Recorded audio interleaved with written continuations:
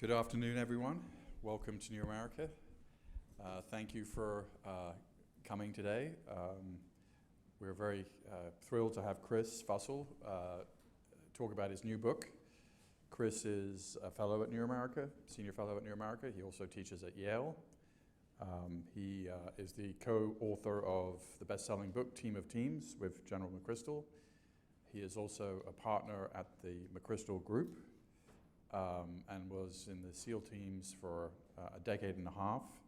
And I think we met each other about a decade ago, so wonderful to have you here, Chris. And Chris's wife, Holly, is here, and his daughter, Lanier, and his mother-in-law, Sharon, and we're thrilled to have them here too as well. So Chris is going to make some opening observations about the book, and then we'll open it up to questions and answers. Thank you. Great. Thanks, Peter, and thanks, everybody, for making it.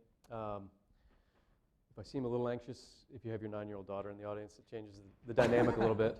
I will get a thorough critique tonight, I'm sure, about what works and what doesn't. So I thought maybe just some opening framing comments.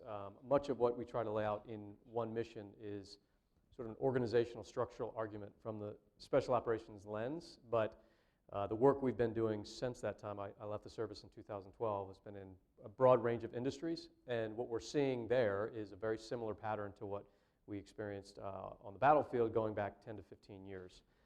From a systems level, big traditional organizational models that are not designed to deal with the speed of change in the information age. That was very visceral, obviously, in the military, because you were sending forces out into harm's way, and they were realizing there's a problem that's growing much faster than we're able to handle. But the same conversation is happening across industry, which is where we've done most of our work since then. And I think now, luckily, we're starting to have deeper conversations in industry, beyond industry, in healthcare, in political systems, and economic sort of dialogue, et cetera, where this sort of problem that I'll describe is manifesting in different ways, but I think it's tied to the same core issue, which is ultimately comes down to this idea of sort of big traditional hierarchical models that we all grew up inside of versus a new sort of external environment, right? So in one mission, we try to lay out a bit of a history of this sort of organizational model, which has been around forever, as long as there's been humans trying to organize themselves, but really refined in the post-industrial age revolution, right? So when we learned how to capture a lot of energy and build big things, we also perfected our model for how to put humans inside of that and build these big systems, right? And so the org charts and the bureaucracies that we've all grown up inside of, they have a really interesting history, and they were designed to solve for a lot of problems. What they were trying to do was add order and structure to the universe as we sort of grew in our capability as a human race.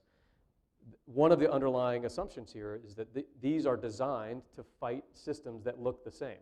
Fight, compete against, interact with, however you want to look at that. This is how you can fight wars. This is how diplomacy works. This is how any big system is looking for other similarly structured sort of models, right? And so that was one of our biases when we entered the conflict post-2001, even inside of the special operations community. I know myself, joining the SEAL teams in the late 90s, I didn't know anything about big structures or the military for that point, but I did assume I'm entering some sort of different space going into the special operations, SEAL community, et cetera. And to a certain point, that was true.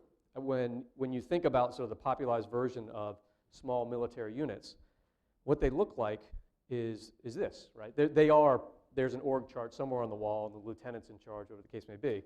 But as soon as they get out into the field, step off the helicopter, so to speak, they start operating like this, as just a network of individual, highly capable actors, right?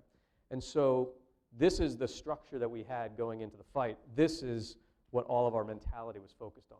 These are the small teams that we're going to deploy and eventually win with. And so when we got into the conflict, I'm sure there were folks in this room that were there in Iraq 2004, 2005, when the problem really started to escalate.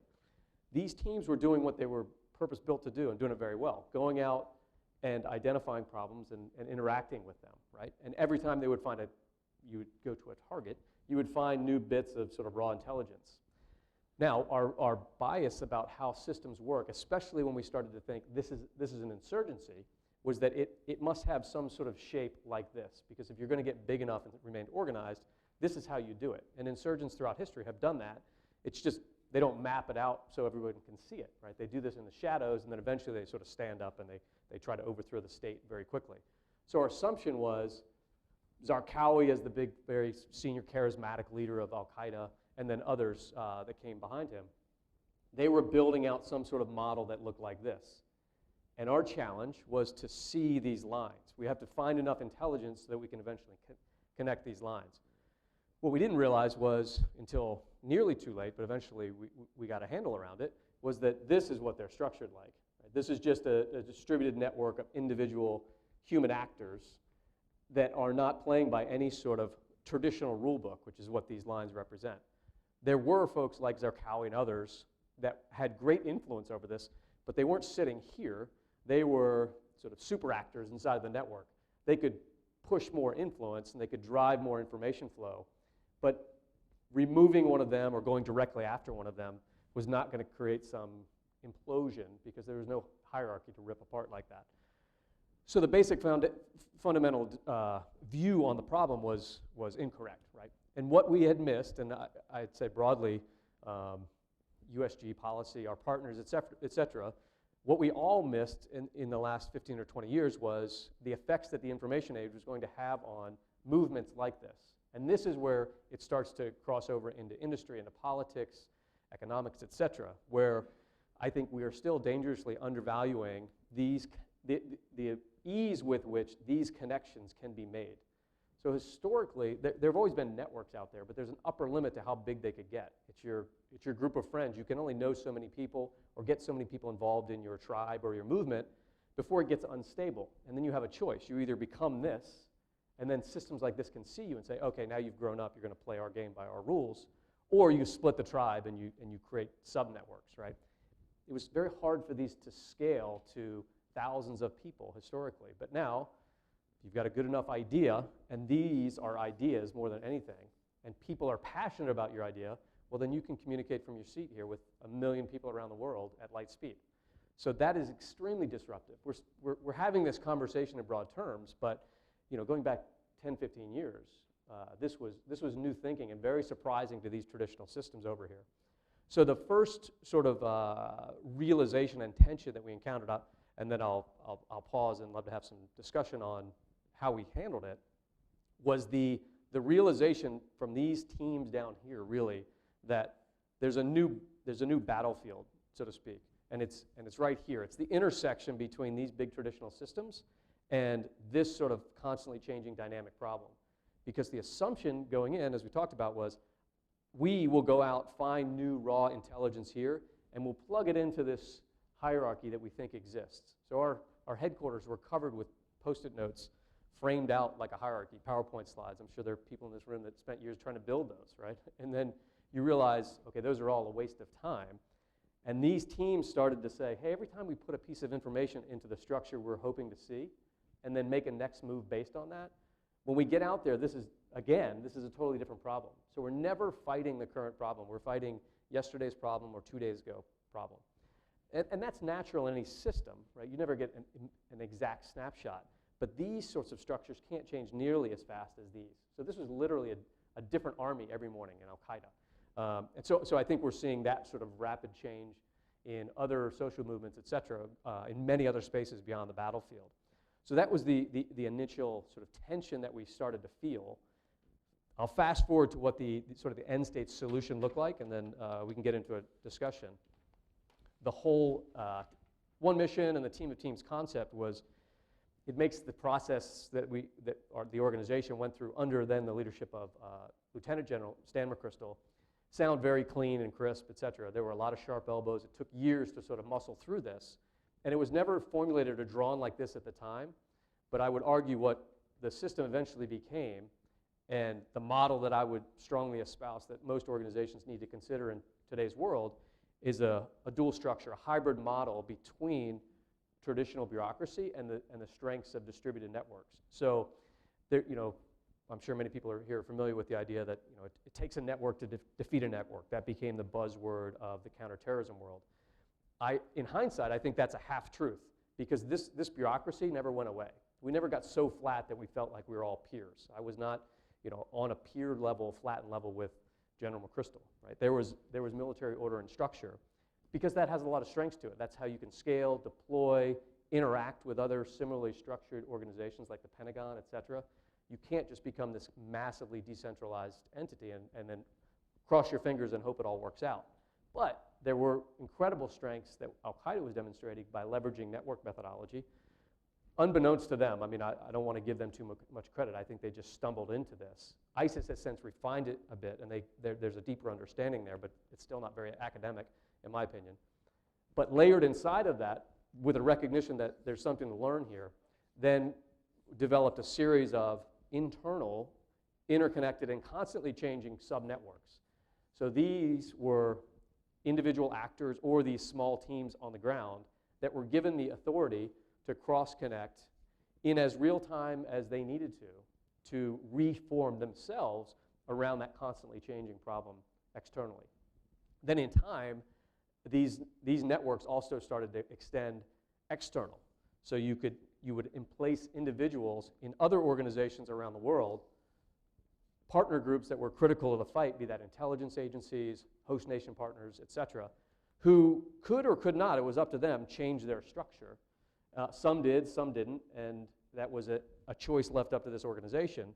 But by creating these sorts of ties externally, what we called our liaison network that was spread around the world, you allowed this sort of hybrid methodology to influence, at least, and pull in at a communication and relationship level, all sorts of organizations around the world. So I'll pause there. That's eventually what the system became. And this took probably 18 months to gain traction. If I would say this change model started to be discussed at the senior leadership level, well above my pay grade, but I know this in hindsight, probably late 2004, so maybe a year and a half or so into the invasion.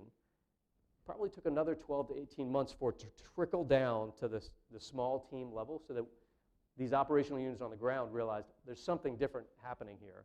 And then by probably the 24 to 2.5 year mark, it was just ingrained into the DNA of the organization and has accelerated and advanced since that time. So it's not an immediate fix. There was not a playbook that was being implemented. This was very organic change based on aggressive and sort of visionary leadership that we had in place at the time, who were at least willing to step back one level and say, if nothing else, let's be honest with ourselves and say the world is a little bit different than what we were structured to do, so let's give ourselves some opportunity to rethink how we're structured and see what comes of it. And what eventually came from it was this sort of model. So I'll pause there, but thank you for the attention. So just being joined by Anne-Marie Slaughter, who's CEO of New America and has just written a book on networks herself that just came out. So if you have a question, let's wait for the mic. But while we're waiting for the mic, and raise your hand and identify yourself. You know, I mean, you were losing the war when you implemented this model, or the United States was losing the war. Obviously, that's kind of a big kind of impetus to change things. And I mean, I guess two questions. One, do you think that, you know, the JSOC community and others have kind of retained this model today? Because obviously we're in a kind of different space where we're not losing in quite the same way. And secondarily, do you think that, I mean, I thought that was very interesting because you kind of remodeled a little bit of how we understood what happened, because you said this hierarchy really was necessary, and also this network, which is a hard thing to pull off because for all the obvious reasons, and how you know, I mean, how you kind of hit that sweet spot, whether you're a corporation or a government entity, is, you know, that I guess is a real question and puzzle. Mm-hmm. Yeah, first let me qualify I use we in a very royal sense here. I was, you know, one of these we get it. knuckleheads way down here, but I've had the unique advantage of the last few years to sit back and consider a lot of this change, which is where all this comes from. But to your point, I think, and I've been out of the service for about 5 years, so, and I have no special access or anything, but just based on the way that operations are taking place around the world and the sort of the DNA of the organization when I did leave in 2012, I believe this continues to accelerate and advance. But part of that, there's a few factors I would say probably attribute to that. These communities in particular, special operations communities, are very closed-looped. You know, so you come in and leaders tend to stay in that environment for years. So there are senior leaders now in this space that have been in there for decades, right? and which is helpful, so it becomes routinized as people move up, then locked into sort of the DNA of the organization, because they know at every level they see how this succeeds, right? So undoing it now would probably be just as difficult as doing it was in the first place. But I think the driving factor there is proximity to the most difficult problems. Like, for better or worse, our country hasn't allowed these entities, these parts of the military and intelligence agencies, to get any distance between them and the fight. So they're in a state of constant iteration. I do think other big systems that became part of this structure, Pentagon coordination, other intelligence agencies, et cetera, there's been more distance between those organizations, probably in a good way, in many ways, and the fight, any system will naturally regress, in my opinion, back to a traditional bureaucratic model because it's easier, it makes sense. That's how you budget, that's how you interact with the Pentagon or with Congress, et cetera. That's how you train and recruit. So it's just an easier way to structure. And until we learn this lesson in depth, I think we run that risk of always going backwards when we're removed. In the front row, and then Anne-Marie. David. Mike. Yeah, thank you. Yeah, Chris, just kind of following on that, I think one of the interesting things I took from the book was just how quickly in one of your case studies, just how quickly that backsliding effect took hold if the sort of leadership wasn't constantly maintaining, cultivating, and sort of iterating it, and it wasn't something you could just put in place and walk away from it. There was a constant need to sort of, and in one case it sort of failed for that very reason, right? Yeah, no, that's right. And I would say that going back to this, because we do get this question a lot with the work that we do in other spaces, which is, maybe to Peter's point, okay, that makes sense, but you were at war, and there's people going out into harm's way. Like, that's a pretty good driver for change, which is absolutely true. It's a great forcing function. And had we shown up and the old system was working, there would have been no impetus to drive any sort of change. I do think, though, now, and I've been having this conversation for several years outside of the military, it's getting easier and easier to convince people that there's something weird going on in the world, which I think is tied to this shift over here. And major global change, political cycles that are getting a little bit weird, where insurgent models can quickly usurp traditional approach to running campaigns, for example. Brexit, where you have a sort of a flash mob mentality that overthrows very traditional economic interaction in Europe, et cetera, right? So people are starting to buy the thesis a little more in today's world. But I think for leaders that are really trying to convince their organization to change, that's the conversation they need to be having. That it's not about you and who we have here and where we recruit from and how we train. Some of that will adapt. The big burning platform, whether we realize we're standing on it now or not, is this. The external environment we are in the middle of transitioning still into the information age.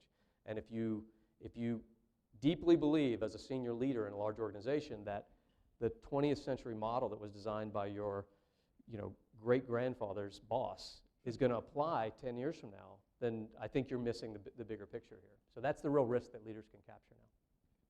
Anne-Marie?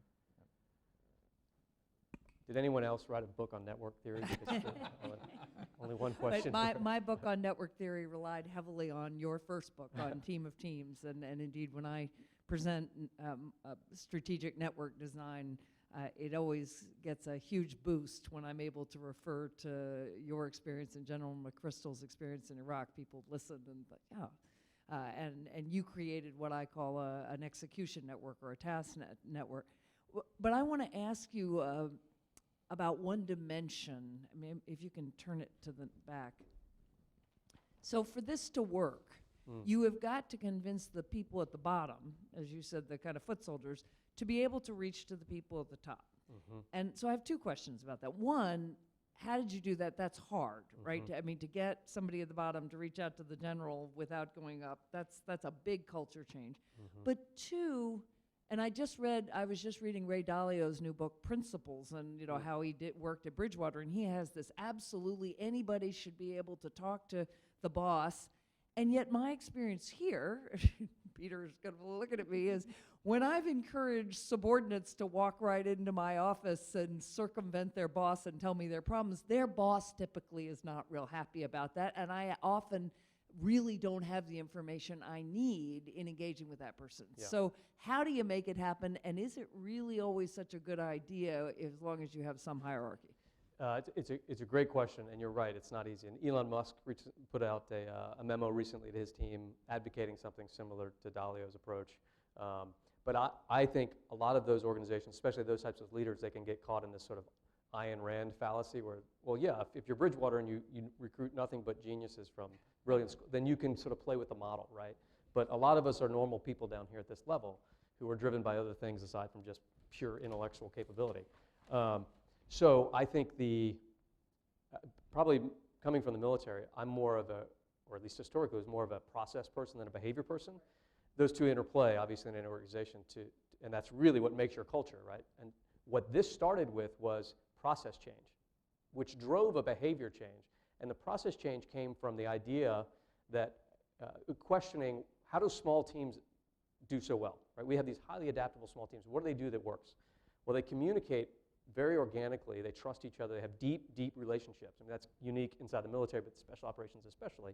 And so, okay, how do we scale that up? Well, one step that our leaders started to take was a different approach to how they communicated globally, right? And so I'll try to sort of map this out to what I think it looked like.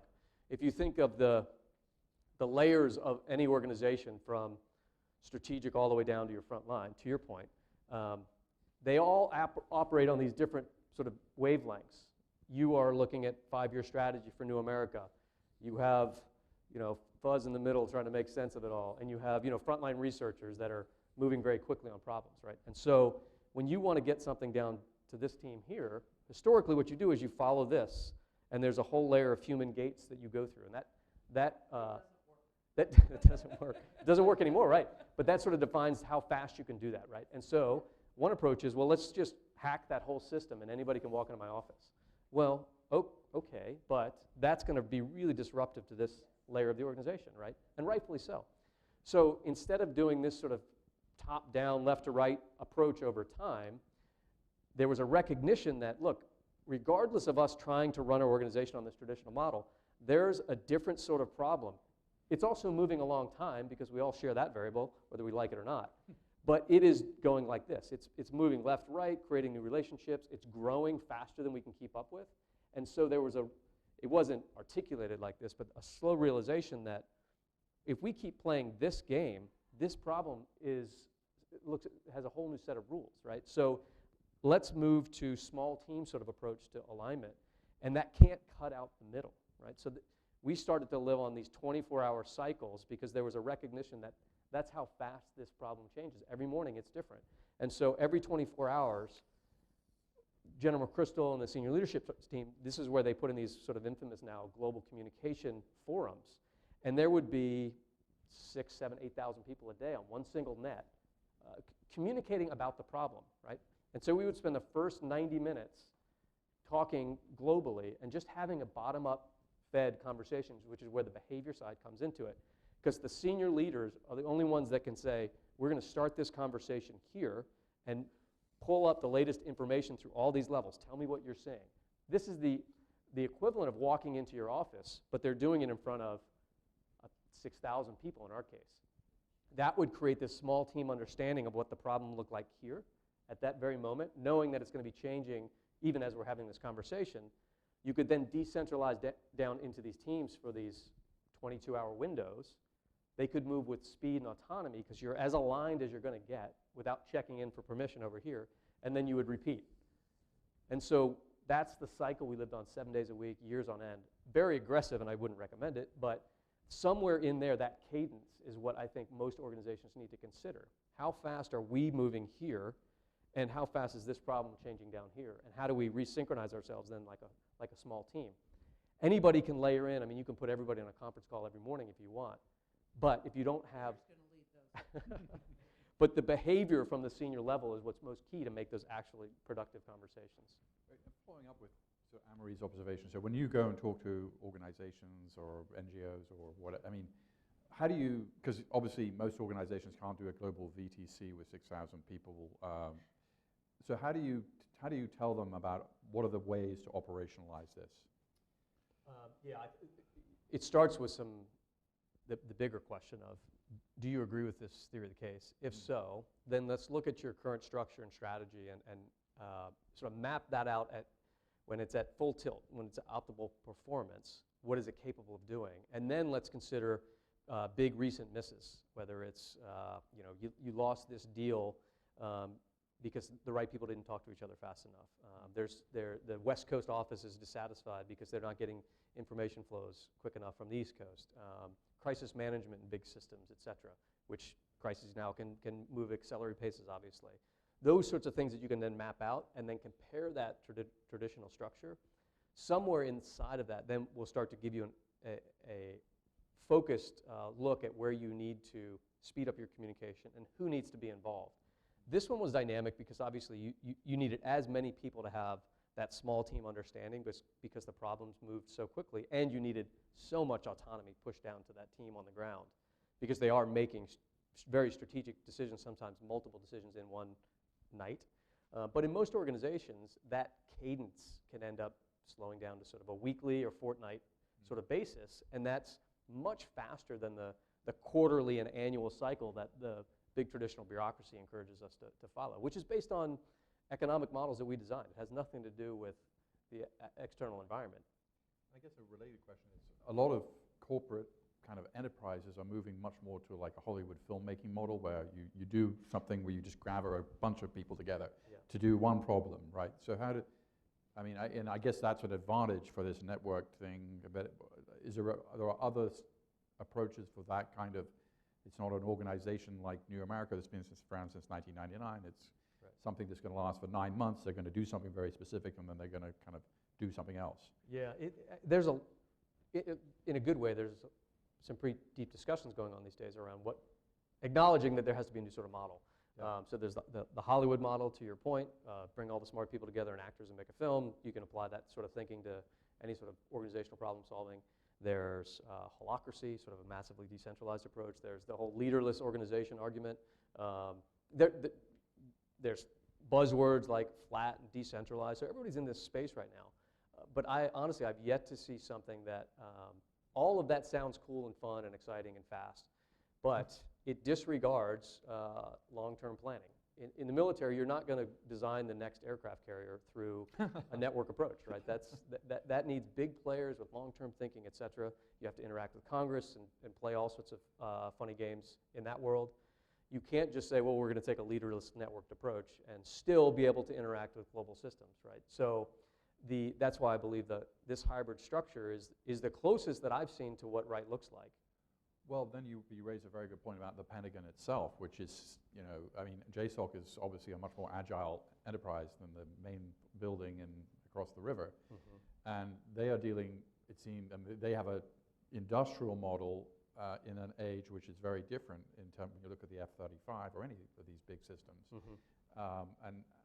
What do you assess of is it DIU or some of these, the Pentagon in the Silicon Valley? Or there's a Defense Innovation Board, which Eric Schmidt chairs. How is the Pentagon dealing with this problem, which they have in spades? Mm-hmm.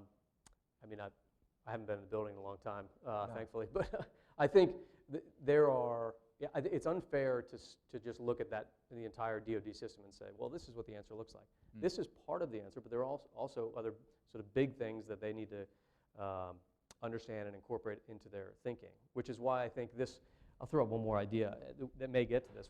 That's why I think this sort of structure can help organizations find that middle ground. So in one mission, I reference an organization model called the Knebel model, designed by a Welshman named Dave Snowden, which is a pretty ironic name. But so he makes an argument around 4 different quadrants that leaders can put themselves in to consider the relationship between cause and effect in any given moment.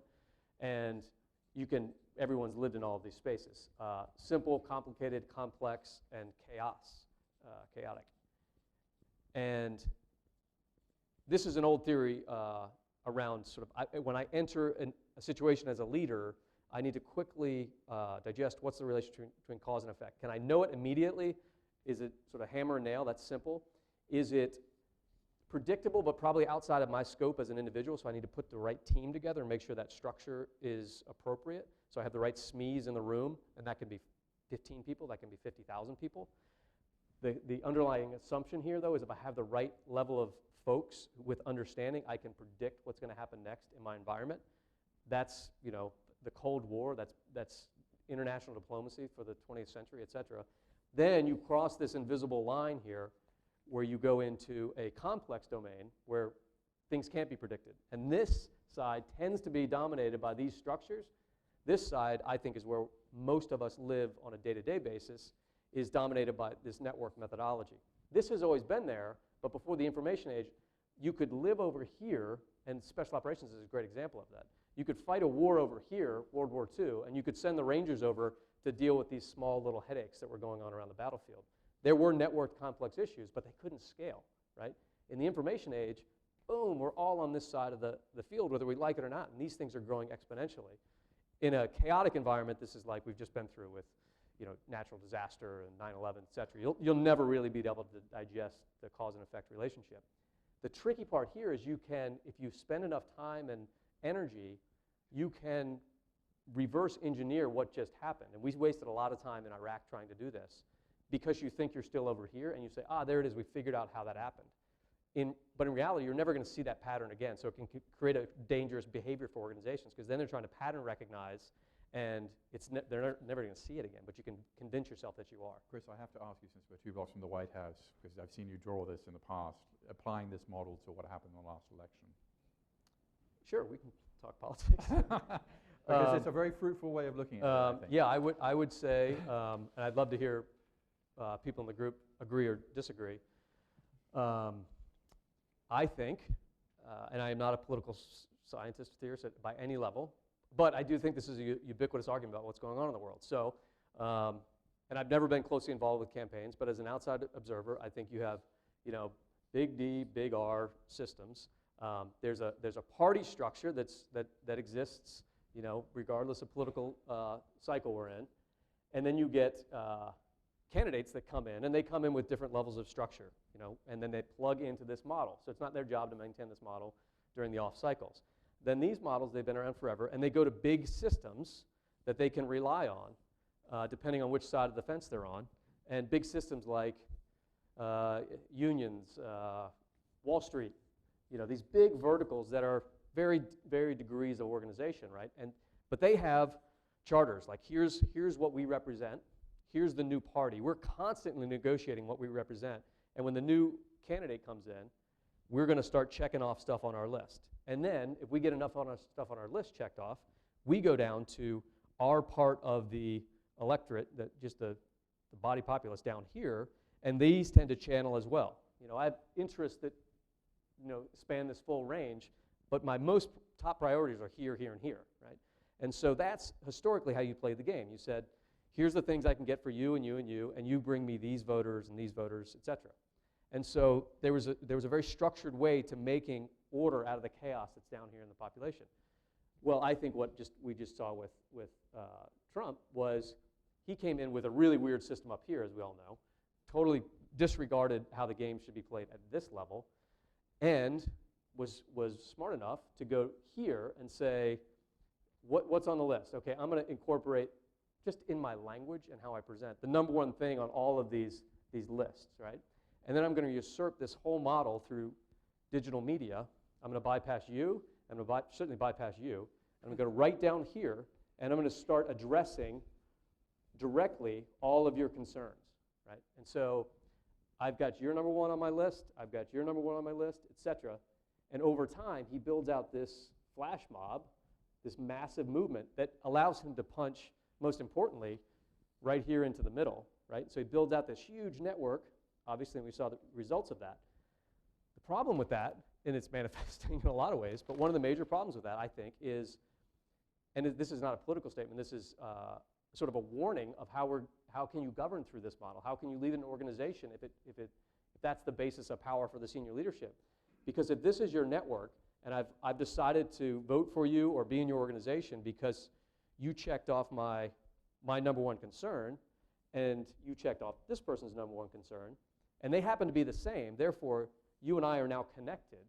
Well, when you go back on that, there's no structure that you can go through and say, this is why I can't follow through on that promise. I apologize. Please go talk to your people. We'll get to it next year. Now you just have individual frustration in the network that you've built up. And this person realize we were bonded on number 1, which is now gone, and number 2 through 5 make us natural enemies. So this network starts to break apart very quickly, right? So if that's what you've built up here, you're watching it just dismantle itself naturally every time you're doing what a politician has to do, which is make constant adjustments and deals. And we just in the last 2 weeks, we're seeing really massive examples of this. So I don't have an answer to it. I think that's one way of explaining what happened, and it is a sort of a warning about what does the future look like in politics and any big system. You're shaking your head. You totally disagree? I totally agree. Oh, good. Made me nervous. Isabel, and then this gentleman over here.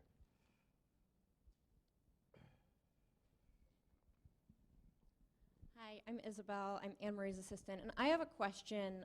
You don't have to flip back to it because I think it was like 5 pages ago, but when you were illustrating sort of the diagram of what New America would look like, or what an organization looks like, where there's leadership at the top, maybe there's fuzz in the middle trying to make sense of things, and then there's all the foot soldiers at the bottom. And you were giving the example of the call, the 90-minute call every day, where in front of everybody, the top would solicit information from the foot soldiers and what they were seeing.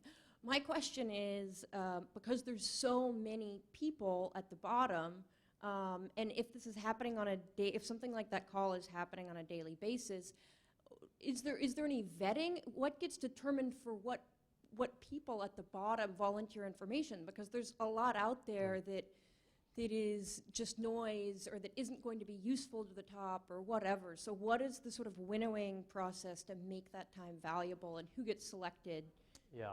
No, it's a great question, and a natural concern about this sort of model. And I'll say what we found was not anticipated, and that was obviously a risk as this grew over time. And the same question comes up from every executive team in industries you work with.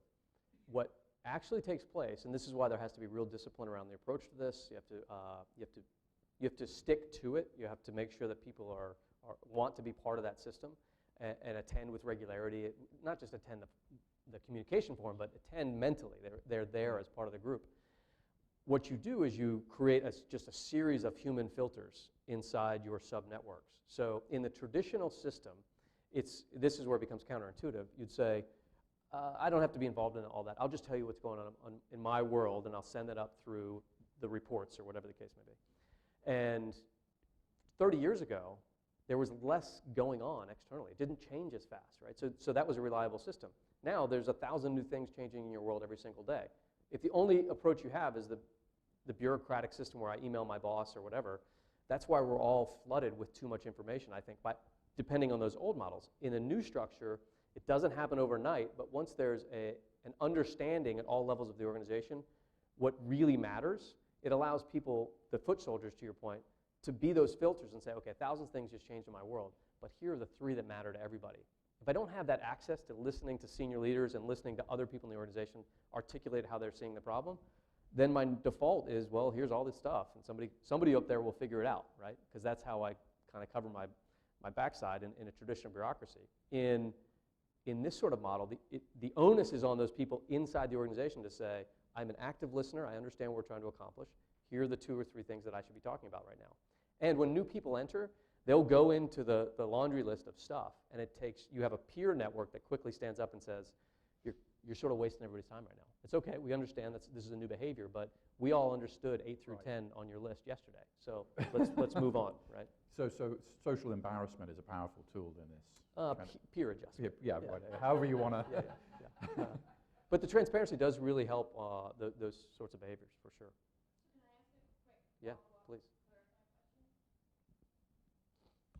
So I guess my follow-up question or clarifying question to that then is, so is there a role then for the sort of people in the middle, the people like Fuzz, the mid-level managers, to enforce that cultural shift? Yes. Okay. Yeah. Yeah.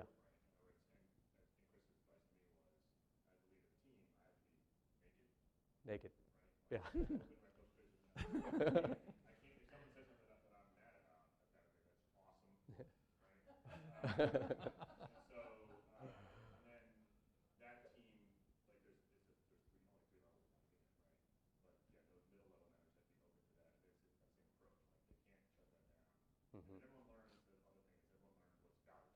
Mhm.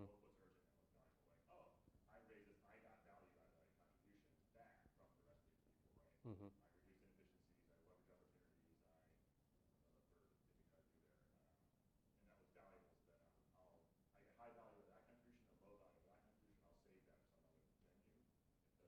Mhm. The gentleman in back had a question? In the annex to One Mission, just given your role, there's like a 10-page little mini white paper. I served a similar role with General McChrystal on how I approach the job, so you can digest it and tell me if it's worthwhile. Okay, okay, good. Yeah, yeah. So I'll add one more comment on that, though, because it's a really important one. That mid-management is usually the part of any structure that's most concerned about a system like this, because to Anne-Marie's point, they're the ones that feel like they're being naturally usurped. And actually what they become, I mean, that's, anybody that's been at that point in their career, that's the most unrewarding few years of your professional career, because you're just managing information flow, right? You're not doing and you're not leading, you're keeping the trains running. Sorry, Fuzz. But it can get painful. In a model like this, what those, and we felt this for sure in the military, their reward for coming to work goes through the roof compared to what it's naturally designed to do, because they get to create all these sub-networks. They're seeing it and shaping the momentum of the organization.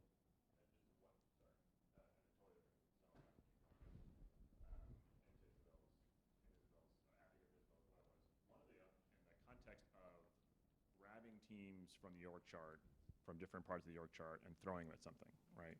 A news story, a war, right? How do you achieve career growth? Like if their org chart isn't observing their behavior in the field, or isn't observing their behavior during a momentary crisis, how do you get a sense of that their growth is linear, that they're mentoring, that they're not just deploying and solving temporary problems, they're feeling engaged all the way up to the top? Yeah, that's a great question, and that's a very organization and industry specific area that you have to dive deeply into. So it's the incentive and the career development in the military context is radically different than in finance, than in healthcare, et cetera. But again, back to that sort of hybrid structure, there is a recognition that you have to live in these two worlds. What it does do, and this was certainly the case that we experienced, it forces a real triage of that. You can't be strictly a bureaucrat and make it up through the ranks anymore, right? Because that's now exposed, and but you also can't just be a frontline person who's disregarding everything about the long-term structure. That will be that's demonstrating an upper limit to your ability to manage that other long-term, linear, sort of less cool but very important stuff inside the organization. So that takes time and mapping for any culture going through this, but acknowledging up front that we're going to get more of this, but not at the disregard either way, tends to at least create a safe place to start having the conversation. Hey, Chris. Yanni, I'm with New America as a senior fellow here as well. One of the interesting pieces that you brought up earlier is that a lot of people think that these networks that you're describing, it's about the lowest possible, enterprise being able to address the highest level. And that's not necessarily, what we were doing. I mean, it's actually the exposure of multiple nodes to each other in many regards, and the sharing of information and the ability to see the commander that somebody may have not ever seen except for a visit, to identify different problem sets that everybody may have commonalities with. I'm just curious, because having experienced this, what's your sense when you bring this model to the business world, when you bring it out to corporate America and they explain their challenges with their nodal connections? What's some common themes that you're seeing that I think they're coming out in the book, but for the audience here? Yeah, thanks, Yanni. If you don't know, Yanni was part of this whole process as well. from a different community, but we serve together overseas.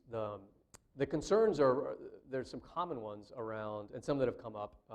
What does it do to sort of traditional incentives? What does it do to structural relationships?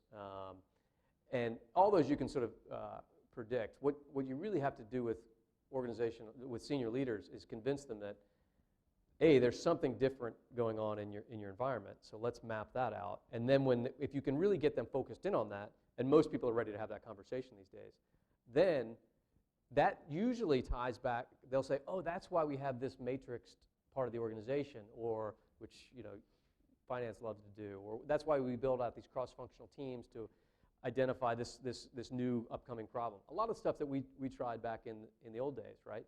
And people think that is a half-step solution towards this new environment, but actually I think what that's doing is it's capturing one view, and we ran through the same problem in my opinion.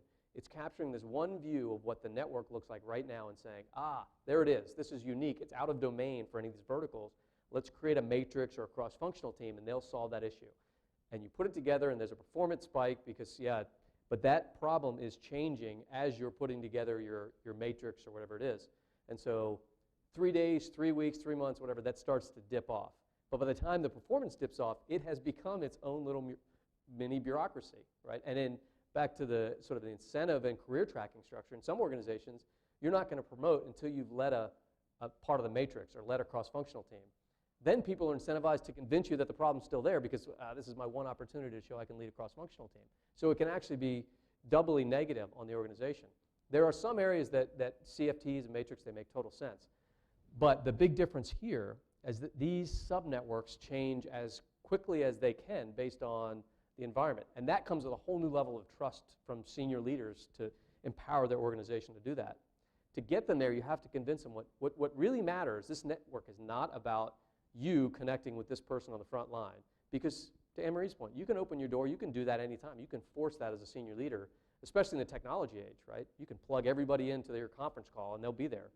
What you're trying to do is foster the relationships between the horizontal actors in your system so that they understand, oh wow, you're seeing the other side of this elephant, and let's develop a true relationship, share information, and then we'll move as a collective before we come back and tell the boss, because the boss has now empowered us to do that. And the role of senior leaders, I think, is to create that ecosystem where those connections inside the network become possible. What organizations or companies, corporations are doing this well? We lay out a few case studies in one mission of folks that we've done it with personally, and then others that are doing it have done it on their own that we thought were interesting to study. I think there's some big tech out there like Google, et cetera, that are trying to reverse engineer into this, that sort of started as distributed networks, and they're playing around with how much structure do we need on top of it.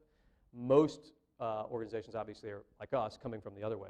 We're big, but we need to act small in many ways. I think the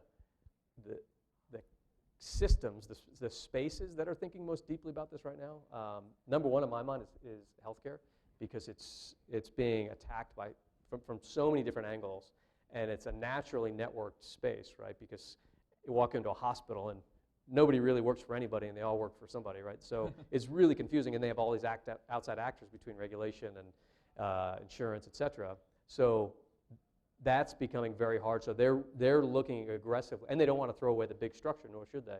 So that's probably the space that's looking most aggressively at this. A lot of folks in finance are looking aggressively at this because that world is so much more dynamic than it was 15 or 20 years. Finding areas of value is much more difficult. Technology's looking at this in great depth. Forget the Googles, et cetera, of the world, but just the big traditional actors and there's a great case study in one mission on Intuit, like TurboTax and Quicken, et cetera. Some really forward-thinking leaders that said, we were the insurgent, now we're the big actor, and we're getting attacked by insurgents all the time, and we can't move fast enough anymore, so how do we interconnect ourselves to be able to keep up with that pace? The big concern there in the tech space in general is, as soon as you're big enough to feel comfortable, you're gonna miss something big in the market, and that can have strategic impact in days sometimes. So it's more by, there are good individual organizations that we try to highlight in the book, but I think it's more interesting by sector.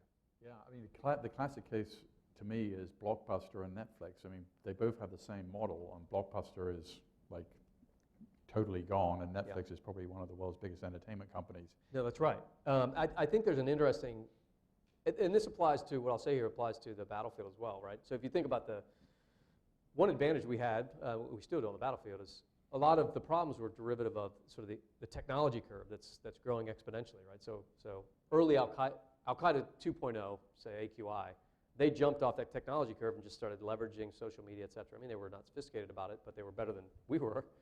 But they jumped off that curve and said, we figured out, let's move this way, which is, I think, what Blockbuster did. They said, oh, VHS, and let's create stores, and let's move this way. And Netflix went, wait a second, I'm going to wait till here, and then I'm going to jump off, right? So the challenge in any organization now is you can't forget the technology curve. And that's the innovator's dilemma. It's not a new idea, but you have to have part of your team that is sitting on that curve and constantly challenging the traditional system that has leapt off to pull up a level. And there's different ways you can approach that, but I think, again, this sort of hybrid model allows those two sides of the organizations to exist comfortably, where most organizations, they have tiger teams, or they miss it entirely, and they get really comfortable, and then in today's era, they're gone in a matter of months or weeks sometimes. Other questions? David? Thanks. David Sturman here with New America. My question is, one of the implications of the theory you're putting forward is you can have sort of the old, more legacy leadership that's constraining a developing network within the organization.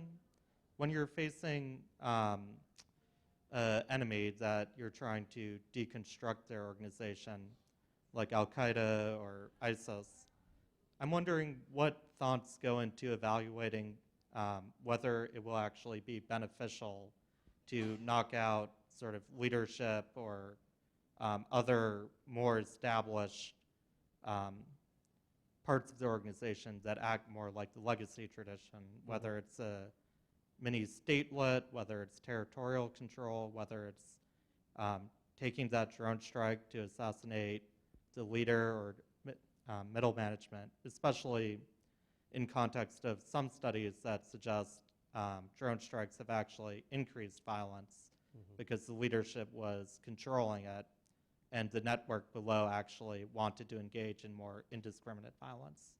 So both, how do you think we should do that, and how do you think we were doing on that now or when you were working on these issues? I don't think it's going extremely well.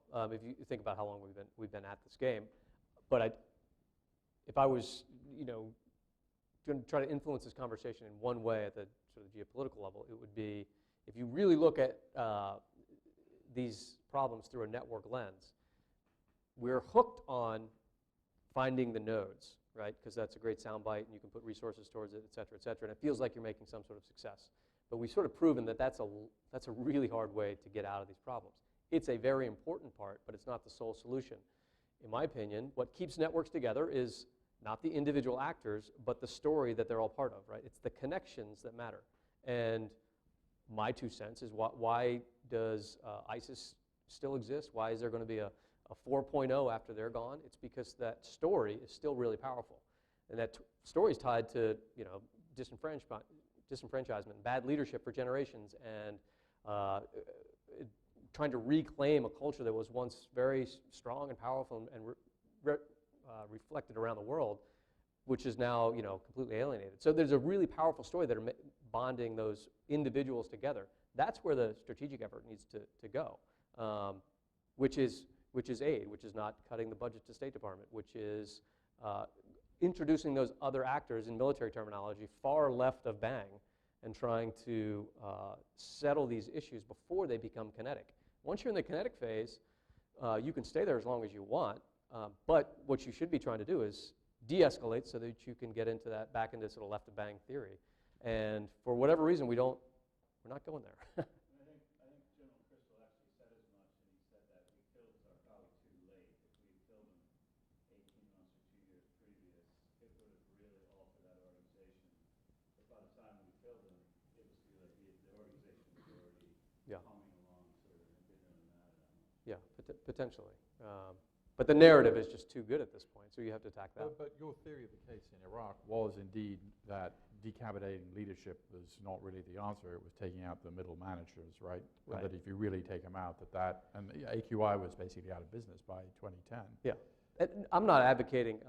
I'm not a dove on this stuff. Obviously, like you have to stay aggressively focused on the kinetic side of the stuff. I just think we put too much expectation on that side of it as a nation, and we say, well, eventually this will settle down. Well, no, it won't. We can keep doing this really well for a long time, but it has to be. Other resources have to be put in place to create the stability underneath.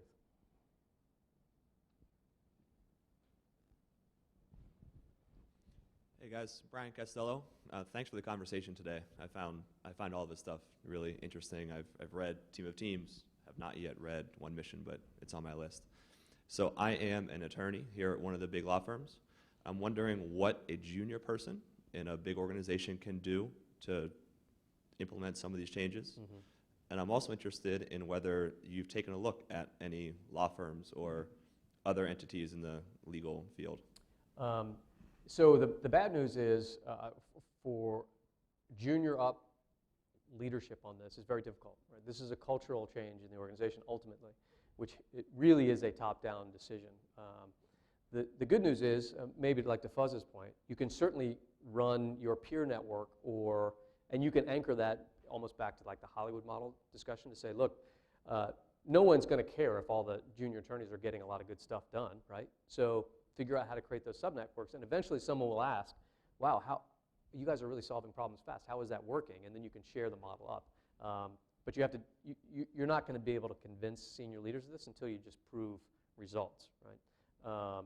So that would be my one recommendation on that. But a follow-up, I mean, law firms are kind of, they're different from corporations, because they're partnerships with like 100, I'm just making it up, but let's say 100 partners who may, it's not a typical kind of hierarchy in itself. And so how you, maybe getting kind of collective action in a law firm would be harder. I just question, not a statement. No, but it's funny. I haven't spoken with a single attorney in a big law firm, and even ones up to the global level, that haven't said, this is exactly what law needs, especially as automation becomes a real significant threat outside. Bot lawyers are going to take over here pretty soon, right? And so they identify the risk, also have not found one that could think through how to implement it in their organization because of the complexity that Peter identifies. So if you want to try to crack that together, we can give it a shot. This gentleman here. Good afternoon. Thanks for the conversation. I'm Dan, a grad student at GW. Question, kind of more security lens, but not CT focused. Do you see your model being effectuated in peer and near-peer states that could be potentially adversary to the United States? And if so, from our defense levels, would we need to counter them having this new model? Yeah, I think the biggest threat right now on sort of the security stage is Russia is doing this really well. If you take that hybrid structure and map it against how Putin's running things in Russia, he's doing this brilliantly. He has a lot of advantages. He's an autocrat. He's incredibly popular. He's the wealthiest human on the planet. He can do anything, right? So he can break all these rules. But if just look at any of their recent actions, Ukraine's a great example of fourth generation interconnected warfare. I don't know how they would map it out, but this is how I would explain it. Say, look, he leveraged all these external networks, put different actors, confused the heck out of the world. Nobody knew what really was happening on the ground, and no one even considers that a war, really, unless you thoughtfully looked at it through a close lens, which most people don't have the time for. So it's brilliant, right? But he can control economy, he controls media, he controls, just a whole series of things that you don't want necessarily that level of control in democracy. But at the near-peer level, that's what we need to figure out, right? And couple into that artificial intelligence, which on that technology curve, eventually one of these big actors is going to jump off on that level. This is a discussion around just the connection of human capital, right? We did this with PowerPoint and conference calls, right? Introduce artificial intelligence in a completely unregulated fashion, like a big actor like Russia or China might be willing to do, and the ability to close that capability gap is very questionable, right? Al-Qaeda is not going to get ahead of you, so you're just figuring out, shoot, how are we going to clean up our system so that we're also networked? when artificial intelligence becomes a new actor, a real actor at a nation state level, this curve goes, orders of magnitude above, and you might not be able to close it, which is why it has to be a constant part of the conversation in today's environment. You had a question? Yeah, do you want to wait? I'm Mike Snyder. I work for Accenture, and I'm supporting a client. It's in the hospitality sector. They just completed a pretty significant acquisition of another major competitor last year. I'm pretty sure we can all guess who they are. But I'm seeing this where we have the acquisition entity was traditional bureaucratic approach. The organization that was acquired took the opposite approach for a lot of their organizational structures. Have you seen this hybrid model applied as sort of a change management approach from the leadership to post-merger? And have you seen this in any of your other business? And what's your take on that? And how could this then be potentially applied going forward? Short answer is yes. So that stuff happens all the time. My recommendation would be based on what we've seen. One culture is going to win, right? So you have to figure that out very quickly. My recommendation, obviously, would be with something like this versus a traditional. You'd have a harder time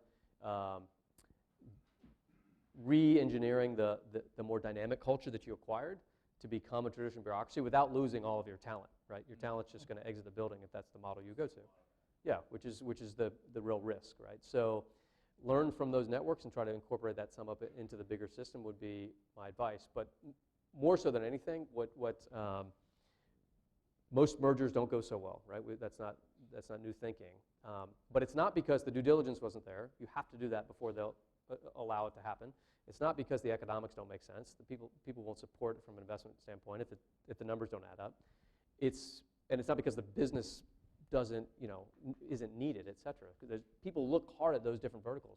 It always misses because of culture and leadership, right? And that's a very hard one to reverse engineer. Usually it's an effect of, we alienated the thing we acquired, then we lost Bob and Karen and all the people that made it run.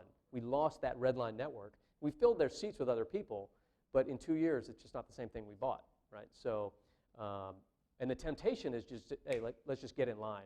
We know how to run this industry, and that's where most of the risk comes from, in my opinion. Great. Well, we want to thank you, Chris, for a very, very stimulating conversation. Chris is more than willing to sign books, which are for sale outside. Thank you for this very much, and thank you to the Fussells for coming as well. Thanks, Peter. And always a pleasure. great. Thanks, everyone.